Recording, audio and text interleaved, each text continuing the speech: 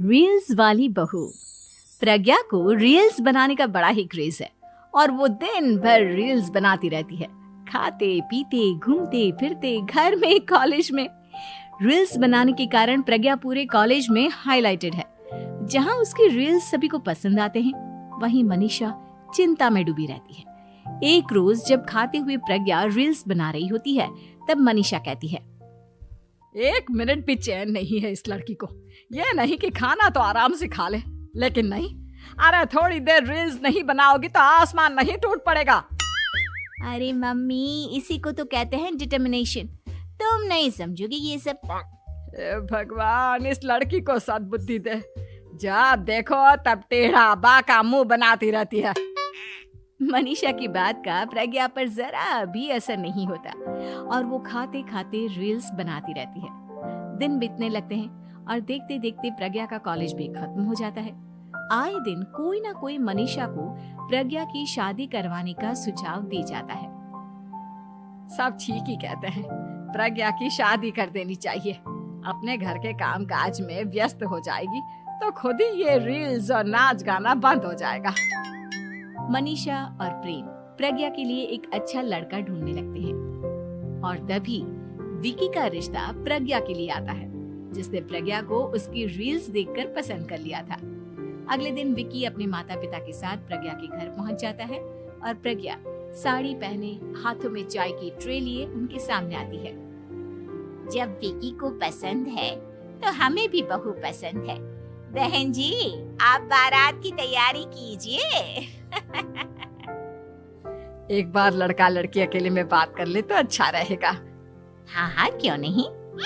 मनीषा विकी को प्रज्ञा के कमरे में भेजती है, जहां प्रज्ञा पहले से ही रील्स बना रही होती है।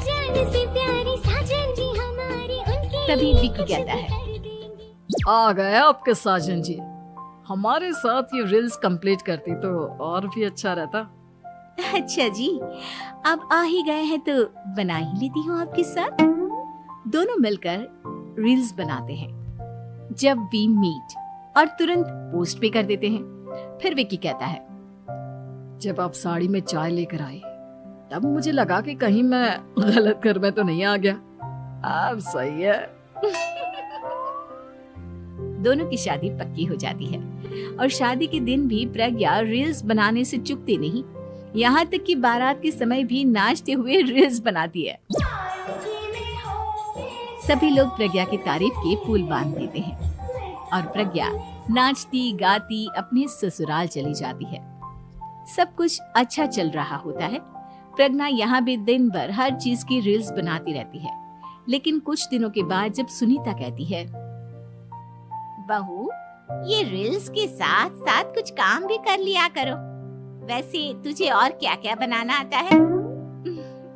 मम्मी जी, वैसे तो सब कहते हैं कि मैं सब कुछ अच्छा बनाती हूँ, लेकिन मुझे लगता है कि मैं मैगी अच्छा बना लेती हूँ। हाँ, कॉफी भी अच्छा बना लेती हूँ और मुंह तो सबसे अच्छा बना लेती हूँ।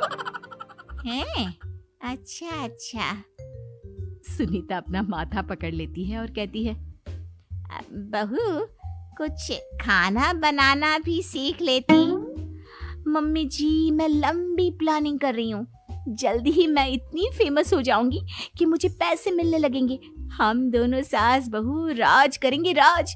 नौकर काम करेंगे और लोगों की तो लाइन लगेगी हमसे मिलने के लिए। तेरा दिमाग खराब हो गया है क्या बहू?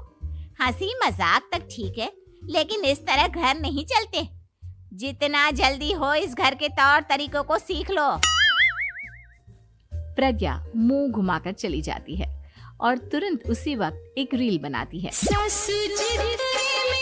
ये देख सुनीता का गुस्सा 7वें आसमान पर चला जाता है और विकी के घर आती ही सुनीता उसे सब कुछ बताती है। विकी भी अब प्रज्ञा की इन हरकतों से परेशान हो जाता है। तुम टेंशन मत लो मम्मा, मैं देख लूंगा। विकी कमरे में जाता है तो देखता है कि प्रज्ञा रील्स बना रही है। विकी बड़े ही प्यार से प्रज्ञा से कहता है, प्रज्ञा, इन सब के लिए मैं तुम्हें मना नहीं कर रहा हूँ, लेकिन फिर भी हर वक्त तो ये अच्छा नहीं लगता ना। समझने की कोशिश करो, मुझे भी तुम्हारा थोड़ा वक्त चाहिए। मैं जब ऑफिस से आता हूँ तो मुझे समय देने की जगह इसी में लगी रहती है। तुम ज्यादा ही सोच रहे हो। तुम भी मेरे साथ रील्स बनाओ ना, तुम्हें भी बहुत अच्छा लगेगा। तुम्हें इज्जत से कोई बात समझ में नहीं आती क्या? दिमाग खराब हो गया है तुम्हारा इस चकाचौंध से। अगर तुमने अपना रवैया नहीं बदला तो मैं तुमसे दूर चला जाऊंगा। तुम ही रिश्ता लेकर आए थे, मुझे लड़कों की कमी नहीं थी और ना आज है। विकी दरवाजा पटककर चला जाता है। धीरे धीरे विकी प्रज्ञा से दूर होता जाता है। एक रोज मनीषा प्रज्ञा के ससुराल उससे मिलने जाती है। तब सुनीता उससे कहती है, बहन जी अब आई हैं तो कुछ दिन यहाँ रहकर जाइएगा, आप ही का घर है। हाँ मम्मी, बहुत दिन हो गए तुम्हारे साथ एक भी रील नहीं बनाई मैंने। प्रज्ञा तुरंत अपने फोन में रील्स ऑन कर लेती है। ये सब मुझसे नहीं होता। तेरा ये भूत अभी तक नहीं उतरा क्या? बहन जी आप कुछ कहती नहीं क्या इसे? जब आप ही कुछ नहीं कर पाई तो मैं कर ही क्या सकती हूँ। सास तो वैसी ही बदनाम है। शाम को घर की लाइट चली जाती है और मनीषा प्रज्ञा से कहती है, मेरे घुटनों में बहुत दर्द हो रहा है, तू लाइट का कुछ इंतजाम करना बेटा। अच्छा कैंडल जला देती हूँ मम्मा। प्रज्ञा गाते हुए कैंडल जलाती है और खिड़की के पर्दे के पास रख देती है। मनीषा जिसे बहुत दर्द हो रहा है वो सो जाती है और प्रज्ञा हमेशा की तरह अपने रील्स में लग जाती है। उधर कैंडल की वजह से पर्दा आग पकड़ लेता है और मनीषा के कमरे में आग लग जाती है। बचाओ, कोई है बचाओ। सभी भागते हैं और विकी कमरे की आग बुझाने में लग जाता है, लेकिन तब तक मनीषा आधी जल चुकी थी। मनीषा की हालत देख प्रज्ञा रोने लगती है। विकी मनीषा को तुरंत हॉस्पिटल ले जाता है और उसे एडमिट कराता है। विकी प्रज्ञा से कहता है, देख लिया ना, तुम्हारे इस नाच गाने की वजह से आज तुम्हारी माँ की जान जाते जाते रह गई। अब पता नहीं तुम और क्या चाहती हो। उधर डॉक्टर कहते हैं, इनकी हालत बहुत नाजुक है, आधे से ज्यादा जल चुकी है। प्रज्ञा रोती हुई मंदिर में जाती है और भगवान के आगे जाकर कहती है, भगवान मेरी माँ को ठीक कर दो, मैं कसम खाती हूँ हाथ से ये रील्स बनाना छोड़ दूंगी, बस मुझे मेरी माँ वापस मिल जाए। 2 दिन बीत जाते हैं और मनीषा खतरे से बाहर आ जाती है। पेशेंट अब ठीक है, आप लोग उनसे मिल सकते हो। सब कोई मनीषा से मिलता है और प्रज्ञा सबके सामने अपना फोन तोड़ देती है। मुझे माफ कर दो मम्मा, मैंने तुम लोगों की बातों को नजरअंदाज किया। बेटा कोई भी चीज जरूरत से ज्यादा खराब है। मैंने तुम्हें रील्स बनाने से कभी मना नहीं किया, लेकिन हर वक्त एक ही चीज तो सही नहीं है। मैं समझ गई हूँ मम्मा, आई एम सॉरी। प्रज्ञा उस दिन से रील्स बनाना छोड़ देती है और पूरी तरह से अपने घर में लग जाती है।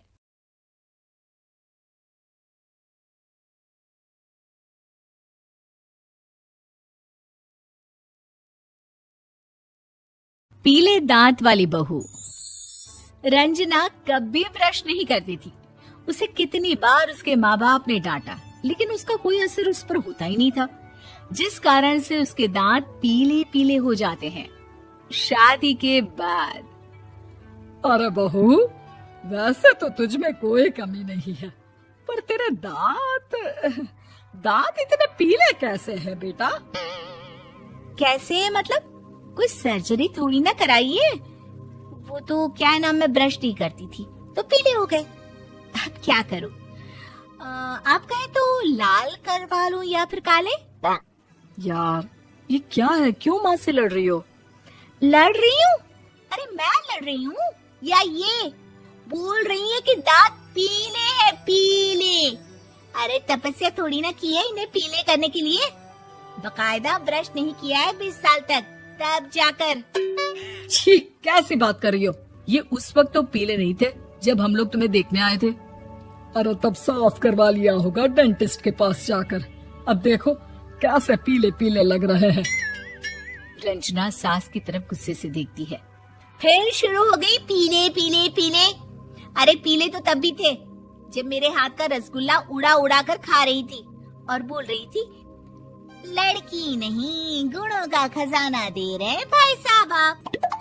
खैर अब वो लोग करते भी तो क्या करते, पीले दांत वाली बहू पल्ले पड़ी थी तो झेलना तो था ही। एक दिन कीर्तन में रंजना गाना गा रही थी। अरे कमला बहन, माँ का द्वार है, यहाँ तो सब शुद्ध होकर आते हैं, फिर अपनी बहू को ब्रश भी नहीं करवाती तुम। दूर से पीले पीले दांत भक्ति में बाधा उत्पन्न कर रहे हैं। अरे कोई 2 साल के बच्चे थोड़ी ना लेकर आई हूँ मैं बहू बनाकर, अच्छी खासी लड़की है। अरे कैसे करवाऊं ब्रश, ये तो उसे खुद करना चाहिए ना। अब माँ बाप तो इसके जैसे तैसे निपटा दिए, ये नहीं सोचा कि सास कैसे संभालेगी। सास बहू को लेकर घर आ जाती है, लेकिन सोच लेती है कि अब इसे लेकर कहीं नहीं जाएगी। अगले रोज बहू कहती है, अरे क्या हो गया, मंदिर नहीं जाना क्या? कीर्तन का वक्त हो रहा है। मेरी मधुर वाणी से कान्हा जी जागते हैं और सोते हैं। आप तो जानती है ना उनकी भक्ति में कितना मन लगता है मेरा। वो क्या है ना, तबीयत ठीक नहीं लग रही है मेरी, आराम करूंगी मैं। तबीयत ठीक नहीं लग रही? अभी तो मिथुन के गाने पर नाच रही थी आप, और अब बोल रही है कि तबीयत ठीक नहीं लग रही। अरे भक्ति में मन लगा लो सासू माँ, ऊपर जाना है, क्या मुंह दिखाओगी आप? हाँ, सास को बहू की बात पर गुस्सा आ जाता है। मैं क्या मुंह दिखाऊंगी, इसकी चिंता तो ना कर, समझी? अपने मुंह की चिंता कर, जो ये पीले पीले दांत लेकर हर जगह पहुंच जाती है। पता है लोग कितना मजाक बनाते हैं। ना जी ना, मैं नहीं जाना कहीं तेरे साथ। तो ये बात है। कोई ना, मत जाओ, मैं अपने कमरे में ही बैठकर भक्ति कर लूंगी। ऊपर वाला दांत थोड़ी ना देखता है, मन देखता है, भावना देखता है। और अरे बस बस, तू सब कुछ दिखा, बस ये सफेद चमकदार दांत ना दिखाना किसी को, है? जा यहाँ से। बहू को सास की बात का कोई फर्क नहीं पड़ता, वो तो जैसी थी वैसी ही रह जाती है। सुबह नहाकर किचन में खाना बनाना, फिर खाना खाना, कीर्तन भजन करना और सो जाना। एक दिन, माँ जी, मैं सहेली के घर जा रही हूँ, शाम को लेट आऊंगी। हाँ हाँ, तो जाना, मैंने कौन सा तेरी आरती करनी है घर पर बैठकर। रंजना सहेल के घर जाती है, जहाँ वो पार्टी में जाने की तैयारी कर रही होती है। अरे शिखा, कहाँ जाने की तैयारी कर रही है? मैं गलत वक्त पर आ गई क्या? अरे नहीं यार, उल्टा सही वक्त पर आई है। मैंने ये साड़ी और ज्वेलरी निकाली है यार, शाम को इनके ऑफिस की एक पार्टी में जाना है। बताना कैसा लग रहा है ये सब? नहीं यार, इस ड्रेस के साथ तो वो वाली ज्वेलरी अच्छी लगेगी। हाँ हाँ, सही बोल रही है, मैंने ध्यान ही नहीं दिया। वैसे तो हमेशा से मस्त फैशन सेंस रखती है। तो बड़ा जाती होगी ना पति के साथ पार्टी में। रंजना कुछ नहीं बोलती, बस सोचती है कि यार काश ये बात सही हो जाती, पर मैं क्यों नहीं जाती पार्टी में? क्या इन लोगों की कोई पार्टी होती नहीं होगी? रंजना घर आती है और रात में पति से सवाल करती है, एक बात बताइए, आप मुझे किसी पार्टी में क्यों नहीं ले जाते? क्या आपके यहाँ ऑफिस में पार्टी नहीं होती? पति बेचारा क्या कहता कि दांत पीले हैं तुम्हारे इसलिए। अरे कोई पार्टी होती नहीं हम लोगों के ऑफिस में, तो कहाँ से लेकर जाऊं? और मार्केट, मॉल, कहीं वीकेंड घूमना, कहीं तो। अरे यार, सारे हफ्ते में एक छुट्टी मिलती है, तो सोचता हूँ कि आराम ही कर लूं। क्यों? रंजना मन मार के रह जाती है। पहले कभी सास के साथ मंदिर जाया करती थी, लेकिन वो भी सास ने ले जाना बंद कर दिया। घर बैठी बैठी रंजना बोर हो जाती है। तभी उसे आइडिया आता है और वो मायके जाने का सोचती है। सासू माँ, 2 दिनों के लिए मम्मी के घर जा रही हूँ। अच्छा अच्छा, ठीक है, आराम से जा। और हाँ, माँ से कुछ अच्छी आदत सीख कर आना कि कैसे शरीर के हर भाग की तरह दांतों की सफाई भी जरूरी होती है, समझी? शुरू हो गई ना आप। वो लोग आपकी तरह नहीं है कि छोटी छोटी बात का बतंगड़ बना दे। उन लोगों के लिए मैं मायने रखती हूँ, ना कि मेरे पीले पीले दांत। रंजना माँ को बिना बताए उन लोगों को सरप्राइज देती है, लेकिन जैसे ही वो दरवाजे पर पहुंचती है, अंदर देखती है कि घर वाले कहीं जा रहे होते हैं। अब माँ, काश रंजना दीदी के दांतों वाली प्रॉब्लम नहीं होती, तो वो भी हम लोगों के साथ चलती ना बुआ जी की बेटी की शादी में। हाँ बेटा, लेकिन अब उसे कौन समझाए कि उसको उसके पीले दांत नहीं दिखते, लेकिन उसके आसपास के लोगों को कितना एम्बैरेसिंग फील कराते हैं। मुझे तो कितनी बार उसके स्कूल की टीचर ने शिकायत की कि उसके साथ कोई लड़की बैठना भी नहीं चाहती। और ना ही कॉलेज में कोई उससे बात करना चाहता था। लेकिन पता नहीं क्यों उसे ये बात समझ में ही नहीं आती। कोई कमी नहीं है उस लड़की में, बस यही कि दांत पीले हैं। वो तो भला हो जीजाजी और उनकी माँ का, जो दीदी को जैसी है वैसे ही रखा हुआ है। रंजना को अपने घर वालों की बात सुनकर बहुत दुख होता है। वो सोचती है कि वो क्या करे, लेकिन फिर वो सीधा डेंटिस्ट के पास जाती है, अपने दांत चमकाती है और कसम खाती है कि वो रोज ब्रश करेगी। अरे क्या हो गया? तुम तो 2 दिनों के लिए गई थी ना। पर कोई ना, अच्छा है, चलो आ गई तो। रंजना सास के सामने आकर खड़ी हो जाती है और पूरी स्माइल करती है, उसके चमकदार दांतों को दिखाती हुई। हैं? चले मंदिर। माँ मुझे माफ कर दीजिए, मैंने आप लोगों को बहुत एम्बेरसिंग फील करवाया। मैं आज से रोज ब्रश करूंगी।